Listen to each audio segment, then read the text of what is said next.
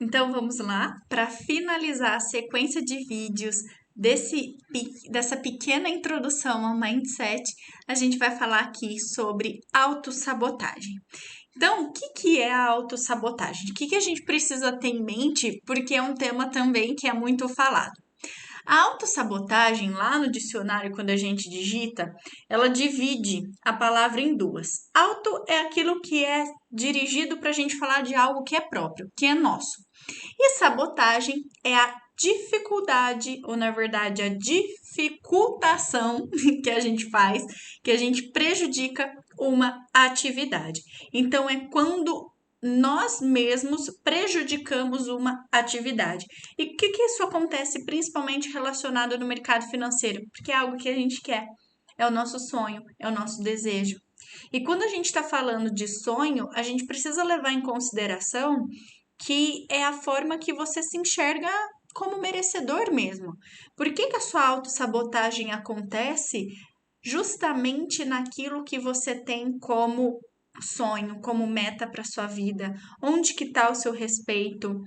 Onde que está o seu carinho? Onde que está a sua valorização? Porque se você não se colocar em primeiro lugar, não vai ser o outro que vai te colocar.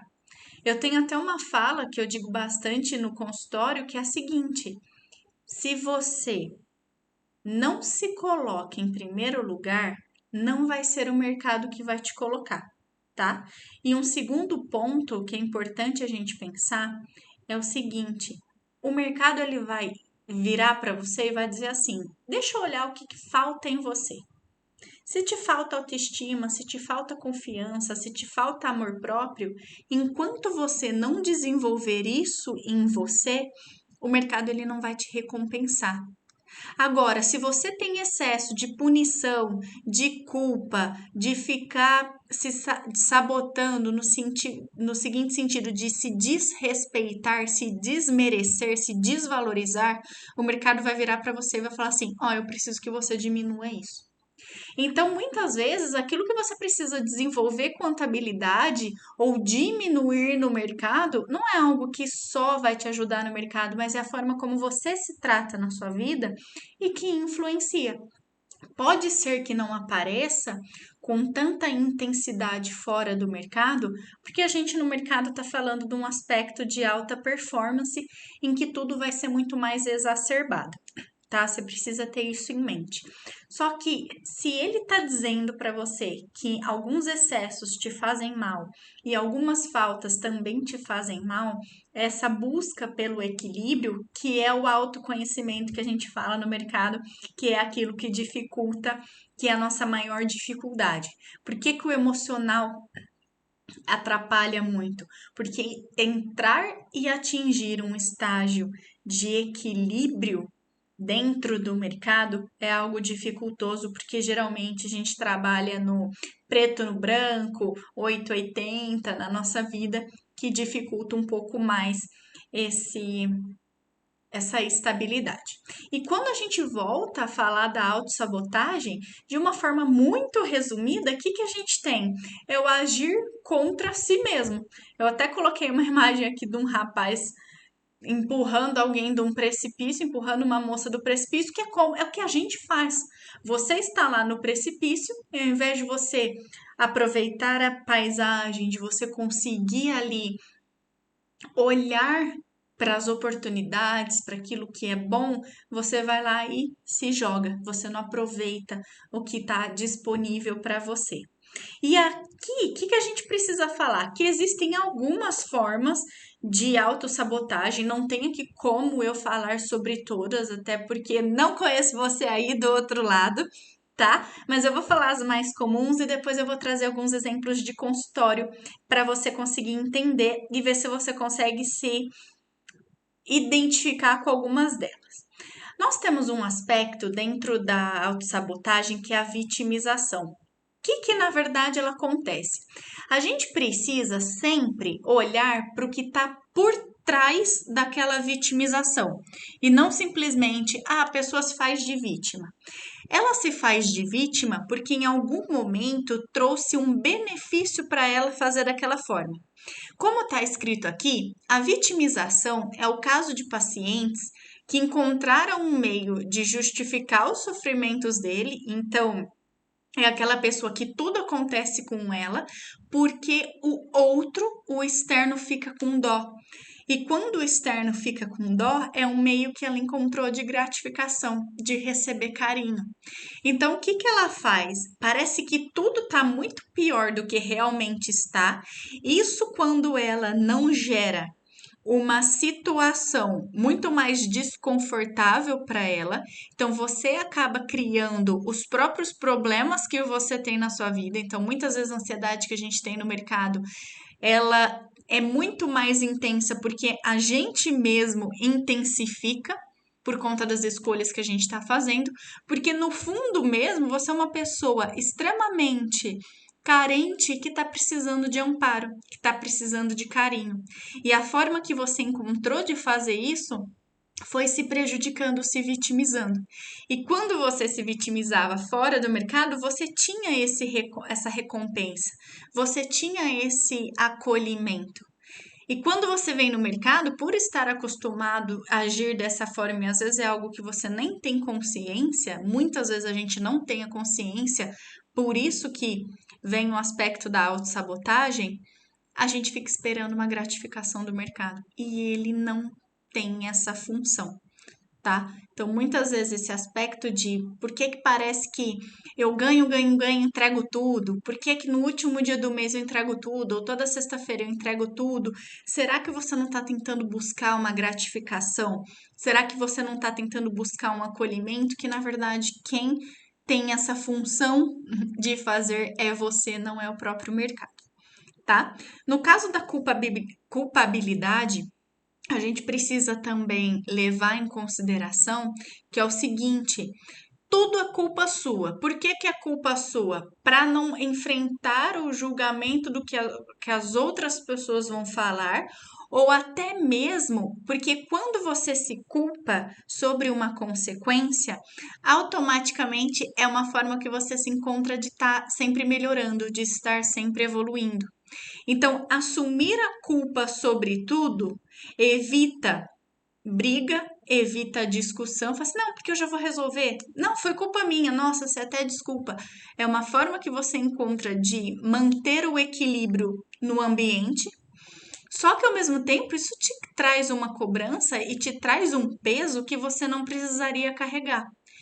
Quem tem muito esse aspecto da culpabilidade, a gente tem que levar em consideração, é quem não consegue enxergar o stop como imprevisibilidade. Acha que tudo foi falha técnica porque deveria ter visto algo que não viu. Ah, mas eu devia ter imaginado que a C6 ia zerar 3.000 contratos a mercado, mas como que você ia saber?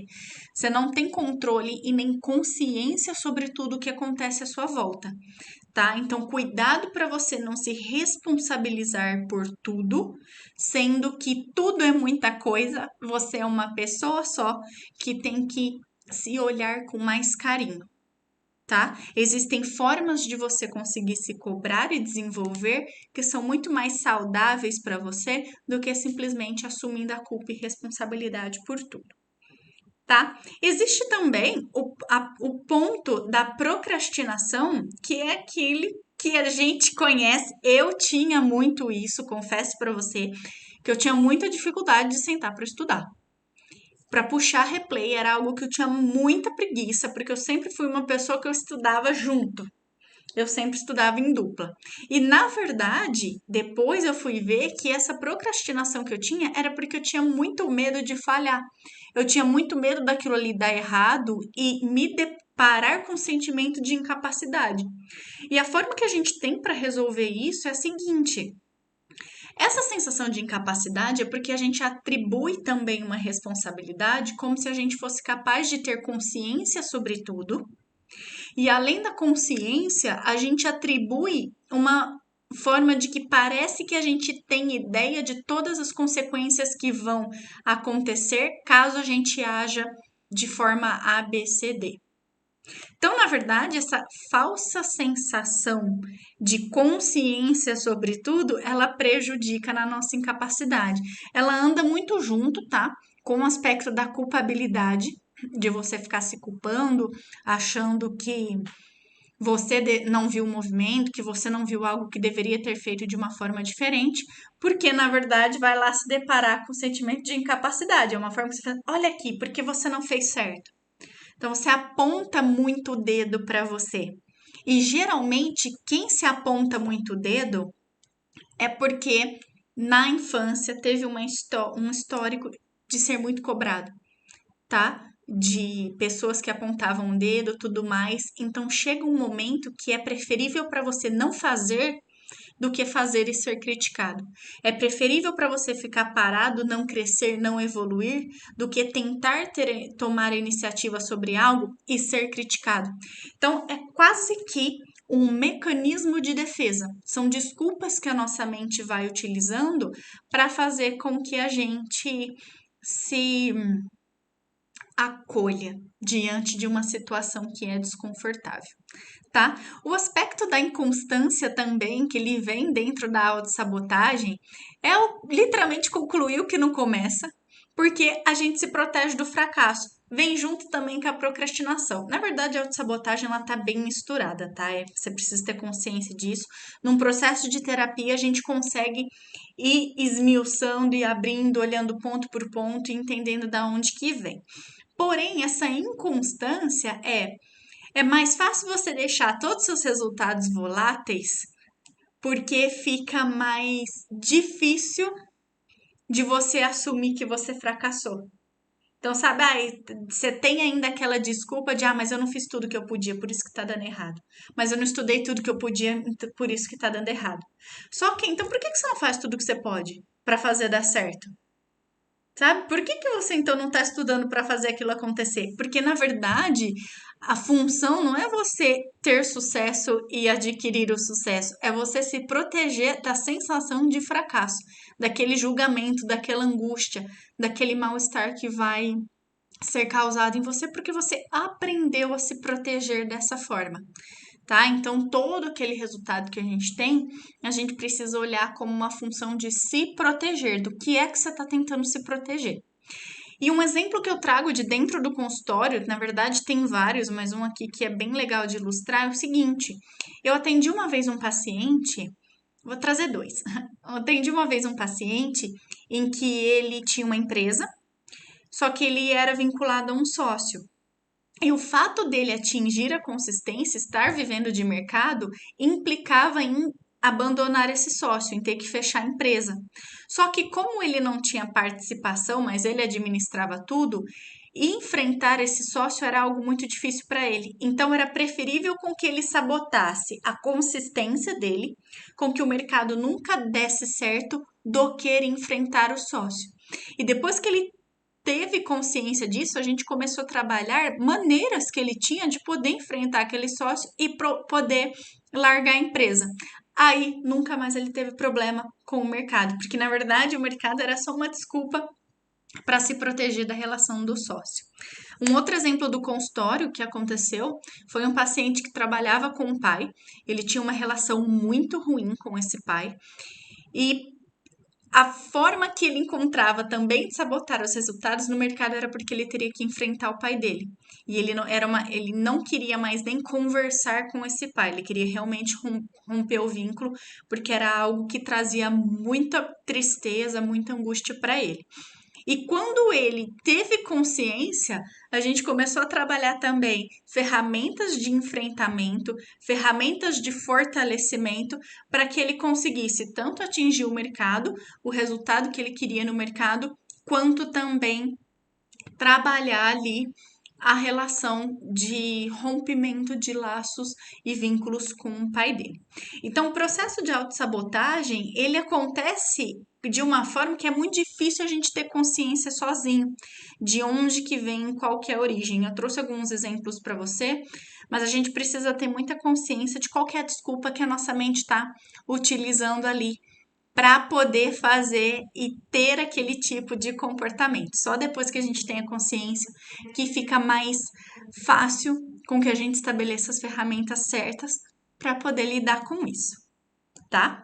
E se você ficou com alguma dúvida sobre o processo de autossabotagem, você pode entrar em contato comigo, fica à vontade, tem tanto meu Instagram aqui, psico.nataliagarcia, também ali estão as informações, pode me mandar mensagem sobre consulta e também tem o e-mail aqui, psi.nataliagarcia@gmail.com, que a gente entra em contato com você para poder agendar uma consulta ou mesmo tirar as suas dúvidas, tá bom?